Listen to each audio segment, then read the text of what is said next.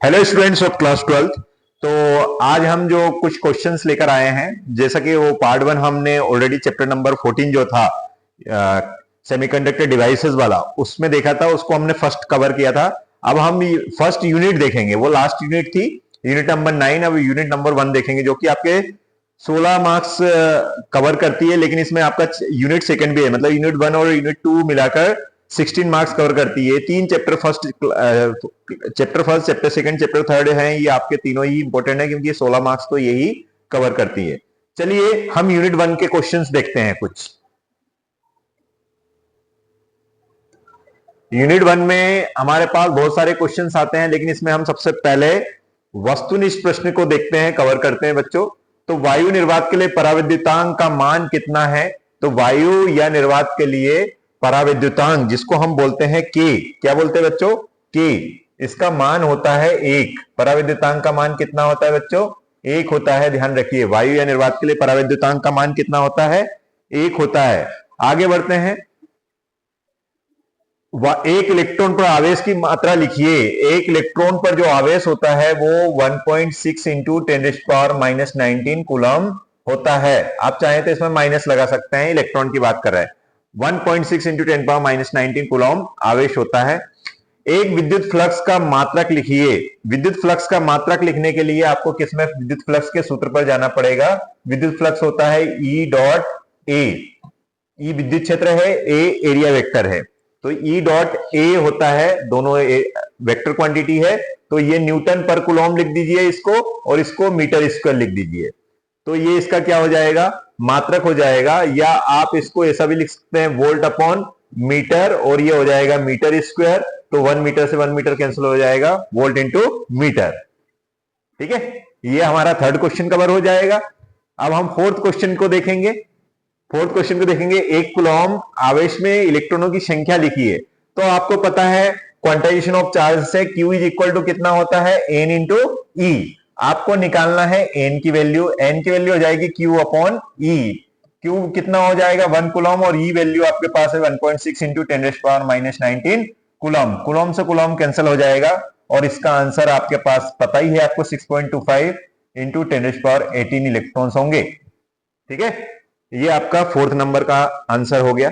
Fifth number पर अगर हम जाते हैं बच्चों, तो फिफ्थ नंबर पर क्वेश्चन क्या दिखता है? धातु का पराविद्युतांक लिखिए। तो धातु का जो पराविद्युतांक के का मान जो होता है वो अनंत होता है बच्चों। कितना होता है? अनंत होता है। आगे बढ़ते हैं। धारिता का एसआई मात्रक, तो धारिता का एसआई मात्रक होता है फेरड। क्या होता है? फेरड, या कैपिटल एफ भी लिख सकते हैं आप। आगे बढ़ते हैं, इतना नोट कर लीजिएगा। आगे बढ़ते हैं 7 से आगे, है ना। चलिए अब देखते हैं आगे के क्वेश्चंस। आगे देखते हैं, तो आगे देखते हैं हमें समविभव पृष्ठ और विद्युत बल रेखाओं के बीच कोण कितना होता है। अगर मैं बोलूं यहां पर मेरे पास एक धनावेश है, तो धनावेश से विद्युत क्षेत्र ऐसा जाता है, और जो समविभव पृष्ठ है हम ऐसा गोलाकार उसको ड्रॉ करते हैं, तो इनके बीच में कोण कितना होता है? तो बच्चों होता है 90 डिग्री। कितना होता है कोण? 90 डिग्री होता है। खोखले चालक के अंदर विद्युत क्षेत्र की तीव्रता कितनी होती है? तो अगर मैं एक खोखला चालक लूं और इस पर कोई आवेश रखूं, तो सारे के सारे आवेश किस पर चले जाते हैं? पृष्ठ पर चले जाते हैं। तो कुल आवेश कितना हो जाता है? अंदर 0 हो जाता है, और कुल विद्युत क्षेत्र भी अंदर कितना हो जाता है? इनसाइड कितना हो जाता है? 0 हो जाता है। तो खोखले गोले के अंदर या खोखले चालक के अंदर विद्युत क्षेत्र की तीव्रता कितनी होती है? 0 होती है बच्चों। कितनी होती है? 0 होती है। 3 माइक्रोफेरेड धारिता के 3 संधारित्र को श्रेणी क्रम में जोड़ने पर तुल्य धारिता क्या होगी? 3 जोड़ रहे हैं, तो आपको पता है श्रेणी क्रम में, श्रेणी क्रम का होता है C equivalent is equal to 1/C1 plus 1/C2। कितने जोड़े हैं आपने? 3। C2 plus 1/C3। लेकिन आपसे बोल रहे हैं तीनों सेम है, तीनों सेम है, तो इनको 3 बटे आप लिख दीजिएगा, क्योंकि ये ऊपर के सारे जुड़ जाएंगे और ये सेम होने के कारण 3 माइक्रोफेरेड हो जाएगा। 3/3, तो ये कैंसिल होकर क्या आ जाएगा? 1/1 हो जाएगा। और अगर देखे जाए तो C इक्विवेलेंट अगर निकालेंगे तो 1 माइक्रोफेरेड हो जाएगा। 1 माइक्रोफेरेड हो जाएगा बच्चों। आई होप समझ में आ गया। जहां नहीं समझ में आए वहां पूछ सकते हैं। क्रॉस मल्टीप्लाई करके 1/1 तो 1 ही होता है। ठीक है, आगे बढ़ते हैं 10वें नंबर क्वेश्चन पर। चलिए 10वें नंबर पर देखते हैं। क्या लिखा, विद्युत द्विध्रुव की निरक्षीय स्थिति में विद्युत का मान कितना है, विद्युत क्षेत्र का मान क्या है। लेकिन अभी सूत्र को हम समझते हैं बेटा। तो अगर विद्युत विभव का मान, यस, विद्युत द्विध्रुव की निरक्षीय स्थिति में विद्युत विभव का मान पूछा है बेटा। इसमें विभव का मान कितना होता है, तो विभव का मान 0 होता है। निरक्षीय स्थिति में विद्युत विभव का मान कितना होता है बच्चों, 0 होता है। तो यह ध्यान रखना है, निरक्षीय स्थिति में विद्युत विभव का मान कितना होता है, 0 होता है। आगे बढ़ते हैं, रिक्त स्थान के कुछ पार्ट में जाते हैं, यूनिट 1 के। तो दो सजातीय आवेश एक दूसरे को क्या करते हैं, दो सजातीय आवेश एक दूसरे को क्या करते हैं, प्रतिकर्षित करते हैं बच्चों, प्रतिकर्षित करते हैं, रिपल्सन करते हैं, रिपल करते हैं। और दो विजातीय आवेश एक दूसरे को क्या करते हैं, आकर्षित करते हैं बच्चों, आकर्षित करते हैं, है ना, आकर्षित करते हैं। आवेश का विमीय सूत्र आपको पता है, आवेश को आप क्या लिख सकते हैं, आवेश को आप I इंटू टी लिख सकते हैं। और इसका विमीय सूत्र बनाना है तो A इंटू टी हो जाएगा बच्चों, A इंटू टी। आई के लिए A और स्मॉल टी के लिए कैपिटल टी। विद्युत आवेश का एसआई मात्रक क्या है, तो अभी हमने बात कर रहे हैं एसआई मात्रक एक साइंटिस्ट के नेम पर है, और वो एसआई मात्रक होगा कूलॉम। क्या होगा बच्चों, कूलॉम होगा। चलिए ये भी समझ में आ गया होगा। आगे बढ़ते हैं, ये लास्ट ईयर के क्वेश्चंस आए हैं, वही हैं।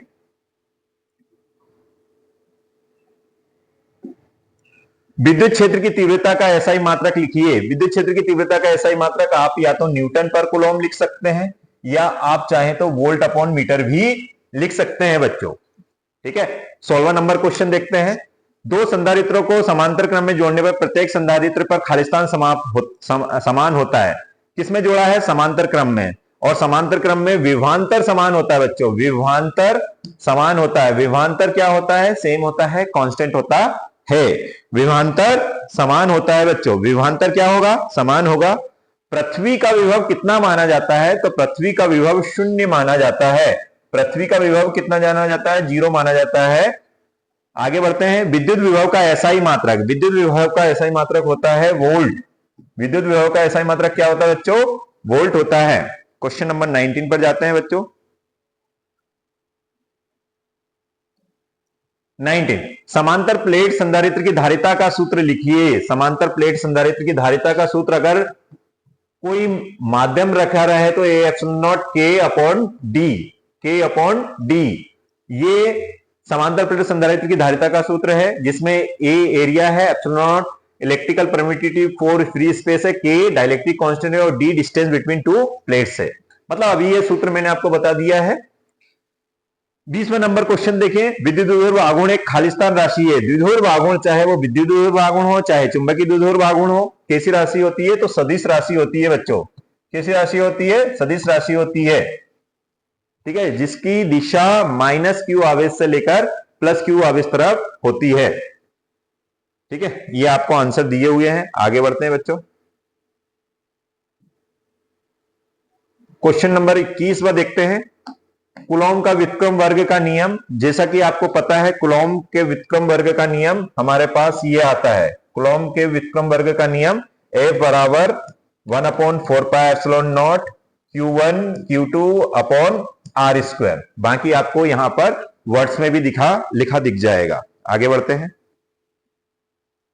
है ना, ये इंपॉर्टेंट है। कूलॉम का नियम तो डेफिनेटली आपको पता है।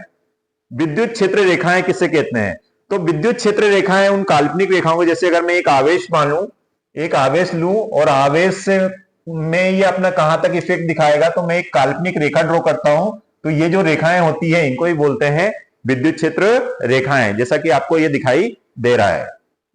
विद्युत क्षेत्र रेखाओं के गुण, विद्युत क्षेत्र रेखाओं के गुण भी हम सबको पता होना चाहिए। कई बार पूछा जाता है विद्युत क्षेत्र रेखाओं के गुण और चुंबकीय क्षेत्र रेखाओं के गुण। तो विद्युत क्षेत्र रेखाओं के गुण में वैसे बहुत सारे होते हैं, लेकिन आपको 3-4 तो होना ही चाहिए। ये धनावेश से प्रारंभ होकर ऋणावेश पर समाप्त होती है, पहला गुण। दूसरा, विद्युत क्षेत्र रेखाएं कभी एक दूसरे को प्रतिच्छेद नहीं करती हैं, काटती नहीं है। तीसरा अगर गुण देखूं तो जिस बिंदु पर ये रेखाएं घनी होती है वहां विद्युत क्षेत्र प्रबल मतलब स्ट्रॉन्ग होता है, और दूर होता है तो कम होता है। और ये रेखाएं लंबाई के अनुदेश सिकुड़ने का प्रयास करती है, यही कारण है कि विजातीय आवेश में आकर्षण होता है। ये रेखाएं लंबाई के लंबवत फैलाने का प्रयास करती है, यही कारण है कि सजातीय आवेशों में प्रतिकर्षण होता है। ठीक है, ये 4 आपको गुण दिए हैं, आप इनके अलावा भी कोई दूसरे गुण लिख सकते हैं, बट आपको पता होना चाहिए, कंफ्यूज नहीं होना है बच्चों। आपको यह ध्यान रखना है कि आपको विद्युत बल रेखाएं पूछा है, चुंबकीय बल रेखाएं पूछा है, लेकिन यहां पर है विद्युत बल रेखाएं या विद्युत क्षेत्र रेखाएं। विद्युत बल रेखाओं को विद्युत क्षेत्र रेखाएं भी कहते हैं। ये तो हमारा सबसे इंपॉर्टेंट क्वेश्चन रहता ही है बच्चों। आवेश का क्वांटीकरण सिद्धांत किसे कहते हैं? तो आवेश का क्वांटीकरण सिद्धांत होता है ये Q is equal to plus minus n e, जहां पर एन एक इंटीजर होता है जो 1 2 3 हो सकता है, और ई यहां पर एक इलेक्ट्रॉन या एक प्रोटॉन पर जो आवेश होता है 1.6 इंटू 10⁻⁻⁹ -19 कूलम होता है। तो परिभाषा आप बहुत अच्छे से देख रहे हैं, आई होप समझ में आएगा। क्वेश्चन नंबर 25 को अगर हम बात करें, क्वेश्चन नंबर 25 हमारा बोलता है कि भाई विद्युत क्षेत्र रेखा एक दूसरे को प्रतिच्छेद नहीं करती है, हमने पढ़ा है, लेकिन क्यों नहीं करती है? तो इसका बेसिक सा रीजन मैं आपको बता दूं, बाकी वर्ड्स तो आपको लिखा है। मान के हम उल्टा मान के चलते हैं कि दो विद्युत क्षेत्र रेखाएं एक दूसरे को किसी बिंदु पर प्रतिच्छेद कर रही है, उस बिंदु को हमने P बोल दिया है। तो इन पर हम क्या करेंगे, स्पर्श रेखा खींचेंगे, टेंजेंट खींचेंगे। तो ये टेंजेंट क्या रहता है, विद्युत क्षेत्र की रेखाओं को, विद्युत क्षेत्र की जो कुल दिशा होती है उसको दर्शाता है। लेकिन अगर हम टेंजेंट और ये प्रतिच्छेद करती है तो एक दिशा ये होगी, एक दिशा ये हो जाएगी और एक दिशा ये हो जाएगी। इसका मतलब हो जाएगा विद्युत क्षेत्र रेखाएं दो अलग अलग दिशाओं में चल रही है, ऐसा का पॉसिबल नहीं है। इससे हमें यह सिद्ध होता है कि विद्युत क्षेत्र रेखाएं एक दूसरे को कभी भी प्रतिच्छेद नहीं करती हैं। ठीक है, 26 नंबर के क्वेश्चन को देखते हैं। विद्युत क्षेत्र की तीव्रता को परिभाषित और उसका सूत्र लिखिए। विद्युत क्षेत्र में किसी बिंदु पर एकांक धन आवेश जितने बल का अनुभव करता है उस बिंदु पर विद्युत क्षेत्र की तीव्रता कहते हैं। आपको पता होना चाहिए F is equal to q naught E होता है बच्चों। क्या होना चाहिए? F is equal to q naught E. लिखता हूं मैं यहां पर F is equal to q naught E होता है, मतलब E इज इक्वल टू क्या आ जाएगा, F अपॉन क्यू नॉट। ये इसका विद्युत क्षेत्र की तीव्रता का फॉर्मूला है। इसकी एसआई पद्धति में इसका न्यूटन पर कूलम होता है, जैसा इससे पहले भी बताया, न्यूटन पर कूलम। इसके बाद में इसी यूनिट से नेक्स्ट क्वेश्चन अगर देखें तो विद्युत विभव किसे कहते हैं, इसका सूत्र एवं मात्रक लिखिए। एकांक धनावेश को अनंत से विद्युत क्षेत्र के किसी बिंदु तक लाने में किया गए कार्य को ही विद्युत विभव कहते हैं। यह एक अदिश राशि है और इसका सूत्र होगा V is equal to W upon Q या V is equal to 4 pi epsilon nought. ठीक है, ये आप लिख सकते हैं। आप ये वाला सूत्र लिखिएगा, V is equal to W, और इसका एसआई मात्रक हो जाएगा वोल्ट, जो कि एसआई यूनिट में होता है। 28 नंबर का क्वेश्चन देखते हैं बच्चों।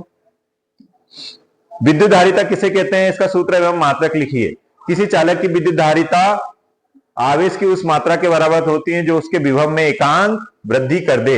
विद्युत धारिता का सूत्र अगर देखें तो विद्युत धारिता का सूत्र होगा विभव में वृद्धि अपॉन आवेश की मात्रा, C is equal to V upon q farad. इसका एसआई मात्रक होता है एसआई पद्धति में। ठीक है, 19वें नंबर को क्वेश्चन को देखते हैं बेटा। समविभव पृष्ठ किसे कहते हैं, इसके गुण लिखिए। समविभव पृष्ठ मतलब अगर मैं एक पृष्ठ को ड्रॉ करूं, जैसे ये मैंने एक गोलाकार पृष्ठ ड्रॉ किया, A B C D, यहां पर यहां पर यहां पर यहां पर सारे बिंदु पर अगर ये सेंटर से मैं दूरी लूं तो सभी पर विभव क्या है, एक समान है। तो ऐसे पृष्ठ को हम बोलेंगे समविभव पृष्ठ। इनकी क्या क्या प्रॉपर्टीज हैं, तो बहुत सारी प्रॉपर्टीज होती हैं। जैसा कि एक तो हमने देखा था, विद्युत क्षेत्र रेखा समविभव पृष्ठ के अभिलंबवत होती है, मतलब 90 डिग्री पर होती है बच्चों। कितने पर होती है? 90 डिग्री पर होती है। दो समविभव पृष्ठ एक दूसरे को कभी नहीं काटते हैं। ठीक है, और भी इनको अगर किसी बिंदु आवेश को समविभव पृष्ठ के एक बिंदु से दूसरे बिंदु तक ले जाएंगे तो कार्य शून्य होगा, ये भी इसका हो जाएगा, है ना। गाउस का प्रमेय लिखिए और सिद्ध कीजिए। चैप्टर फर्स्ट के गाउस की बात कर रहे हैं तो प्रमेय लिखना भी है और सिद्ध करना है। तो गाउस का प्रमेय क्या है? गाउस का प्रमेय वायु या निर्वात में किसी बंद पृष्ठ से गुजरने वाला संपूर्ण विद्युत फ्लक्स उस बंद पृष्ठ के अंदर उपस्थित कुल आवेश का 1/ε गुना होता है। मतलब अगर मैं बोलूं ये एक बंद पृष्ठ है और इसके अंदर कुल आवेश कितना रखा है, Q रखा है, तो इससे जो फ्लक्स मतलब विद्युत बल रेखाएं जो किसी क्षेत्र से बाहर हो रही हैं, वो उसका मान जो होगा वो होगा pi is equal to E dot ds is equal to Q, अंदर कितना रखा है, क्यू रखा है, वो उसका कितना गुना होगा, 1/ε0 गुना होगा। ये हो गया इसका। इसका सिद्ध भी अगर आप चाहें तो देख लें बच्चों, ये डायग्राम में प्रॉपर तरीके से सिद्ध किया है। लॉन्ग आंसर हो जाएगा इसलिए मैं पूरा इसका ड्राइव नहीं कर रहा हूं, लेकिन अगर आपको ऐसा लगे कि इसका ड्राइव करके बताइए तो मैं ड्राइव करके बता दूंगा, फिर भी आप एक बार चेक कर लीजिए बच्चों, पूरा बहुत सिस्टमेटिक तरीके से बताया गया है। ये इसका सिद्ध हो गया है ना, यही गाउस का प्रमेय है, अभी आपको बताया है ये। फिर उसके बाद में हमारा नेक्स्ट क्वेश्चन आता है 31 जो क्वेश्चन है, विद्युत फ्लक्स की परिभाषा लिखिए और उसका सूत्र मात्रक एवं विमीय सूत्र भी लिखिए। विद्युत फ्लक्स को आप किसी प्रकार से भी डिफाइन कर सकते हैं, ई वेक्टर तथा डीएस वेक्टर के डॉट प्रोडक्ट को ही क्या बोला जाता है, विद्युत फ्लक्स बोला जाता है। इसका एसआई मात्रक हम ऑलरेडी और विमीय सूत्र पर देखें तो ये होगा, एसआई मात्रक आप लिख सकते हैं, एसआई मात्रक इससे पहले भी लिख लिया है, फिर भी अगर देखें तो phi E is equal to क्या होता है, ई डॉट ए। अगर एसआई यूनिट की बात करें तो एसआई यूनिट पहले बना लेते हैं, एसआई यूनिट हो जाएगा न्यूटन पर कूलम और ये हो जाएगा मीटर स्क्वायर। और विमीय सूत्र की बात करें तो विमीय सूत्र क्या होता है बच्चों, विमीय सूत्र होता है, आप बना लीजिएगा न्यूटन के लिए m1 L2 T-2 और ये क्या आ जाएगा L2 और ये AT आ जाएगा, इसमें क्या आ जाएगा AT। तो आपका विमीय सूत्र क्या बन जाएगा, m L4 T-3 और A-1। ये विमीय सूत्र आ गया किसका, किसका आ गया, कुछ मिस्टेक है क्या बच्चों, L2 ये है M1, अच्छा बल की बात कर रहे हैं, सॉरी ये L1 ही होगा, ये कितना होगा बच्चों, L1 होगा, बल की बात कर रहे हैं ना, मैंने कार्य का लिख दिया था। तो न्यूटन के लिए होगा M1 L1 T-2, तो यहां ये इसको करेक्ट कर लीजिएगा, ये कितना होगा L3। फिर से बता देता हूं ताकि आपको कंफ्यूजन ना हो, ठीक है। देखिए आपको पता है फाई इज, ये इंक चेंज कर लेता हूं, फाई इज इक्वल टू क्या होता है, ई इंटू ए, ये न्यूटन पर कूलम हो जाएगा और ये मीटर स्क्वायर, मतलब इसको आप एल स्क्वायर भी डायरेक्टली लिख सकते हो। न्यूटन का क्या होता है, m1 L1 T-2, m1 L1 T-2, और ये इसका क्या होता है AT, और इसका तो L2 लिखा ही है, तो ये आ जाएगा, यहां पर लिख देते हैं, तो m तो 1 ही है, L3 है, T-2 है और A-1 है, T-2 और एक ऊपर जाएगा T-3, ये T-3 हो गया बच्चों, है ना, ध्यान रखना है ना, ये नीचे भी था ये, जैसा कि ये ऑलरेडी आपको नोट्स में दिखाई दे रहा है। आगे बढ़ते हैं, समरूप क्षेत्र में, समरूप विद्युत क्षेत्र में द्विध्रुव पर किए गए कार्य का बलयुग्म ज्ञात कीजिए बच्चों। ये भी क्वेश्चन कई बार पूछा गया है, तो आप देख रहे हैं, पहले तो क्या है क्वेश्चन को अगर थोड़ा सा पढ़ना चाहें तो एक बार पढ़ लीजिएगा। ये क्वेश्चन है,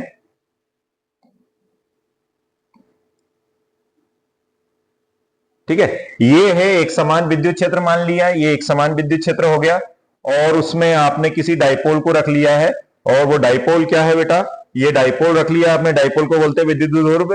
एक जगह -q लिखा और एक जगह क्या लिखा, +q लिखा, और यहां पर इसमें किस कोण से रखा है, थीटा कोण से रखा है, तो इधर इसकी दिशा में बल लगेगा वो QE हो जाएगा, और इधर जो बल लगेगा वो QE इधर भी हो जाएगा, लेकिन ये इसकी डायरेक्शन इधर होगी, इस डायरेक्शन इधर होगी, तो ये क्या होगा, किसी एंगल से रोटेट होगा, जैसा कि ये सब लिखा हुआ है।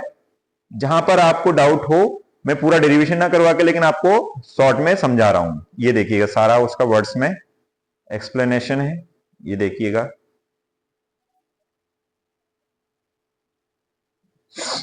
ये टॉर्क की परिभाषा डायरेक्ट मिल गई, tau is nothing but cross product of dipole moment, electric dipole moment and electric field. अब आपको विद्युत द्विध्रुव की अक्षीय स्थिति में विद्युत क्षेत्र की तीव्रता का व्यंजक बताना है। तो विद्युत द्विध्रुव का अक्षीय स्थिति, जैसा कि आप ये चित्र में देख रहे हैं, ये स्थिति को ही हम क्या बोलते हैं बच्चों, अक्षीय स्थिति बोलते हैं। यहां से यहां तक ये अक्षीय स्थिति, इसको बी बिंदु बोल दिया और ये इसको ए बोल दिया, और ये इसको क्या बोल दिया, ओ बोल दिया, टोटल दूरी को क्या बोल दिया, 2a बोल दिया, ठीक है। और यहां से कोई बिंदु हमने पी लिया है, जहां पर हमें यहां से यहां तक की दूरी क्या ले ली है, r, जिस पर हमें क्या निकालना है, विद्युत क्षेत्र की तीव्रता ज्ञात करनी है।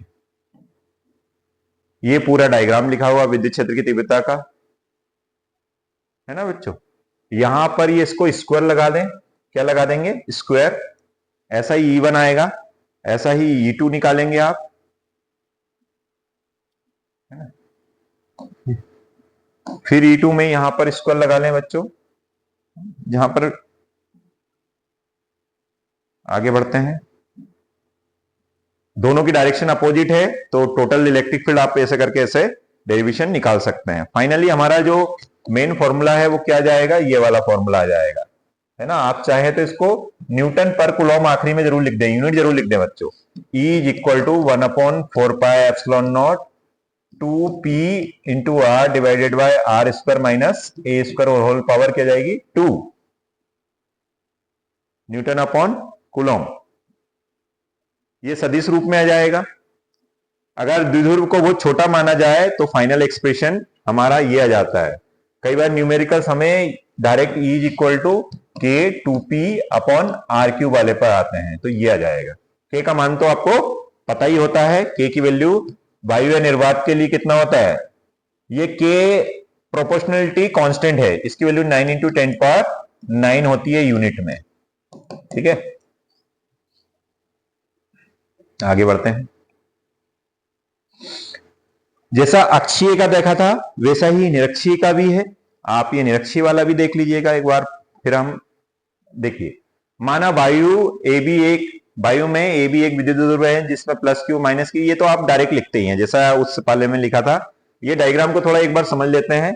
यहां पर माइनस क्यू और प्लस क्यू का एक द्विध्रुव आघूर्ण है, द्विध्रुव है, ये माइनस क्यू है और ये प्लस क्यू है। ये बिंदु को बी बोला है, ये बिंदु को ए बोला है, और इसके मध्य पॉइंट को ओ बोला है। वहां से कोई दूरी आपने क्या ली है, आर पी। लेकिन आपको पता है ये प्लस क्यू है तो इसकी विद्युत क्षेत्र की तीव्रता इधर होगी, ये माइनस क्यू है तो इसकी इधर होगी, तो दो अलग अलग दिशाएं होती, तो इसका मध्य बिंदु को हम लेते हैं। ये दोनों के साथ में एंगल क्या बन रहा है, ये पी के साथ में जो बिंदु है उसके साथ में थीटा थीटा दोनों कोण सेम बनेंगे, और यहां पर ये भी 90 डिग्री है, यहां पर 90, तो ये अगर थीटा है तो ये वाला कोण भी कितना हो गया बच्चों, थीटा, और ये वाला कोण भी कितना हो गया, थीटा।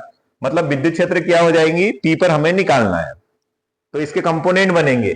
तो आपको पता है ये वाले विद्युत क्षेत्र को क्या बोल दिया है, ई, तो इसका एक कंपोनेंट बनेगा तो ई cos थीटा, ये E1 cos थीटा बोल दिया, और दूसरे वालों को क्या बोल दिया, E2 cos थीटा, और ये E1 sin थीटा हो जाएगा, और नीचे क्या हो जाएगा, E2 sin थीटा। लेकिन ये दोनों एक दूसरे के अपोजिट होने के कारण और सेम वैल्यू होने के कारण एक दूसरे से कैंसिल हो जाएंगे, और दोनों ये क्या हो जाएंगे बेटा, जुड़ जाएंगे सेम दिशा में होने के कारण। बस यही चीज आपकी यहां पर है, ये लिखा हुआ है, पहले आप इसको देख लीजिए अच्छे से।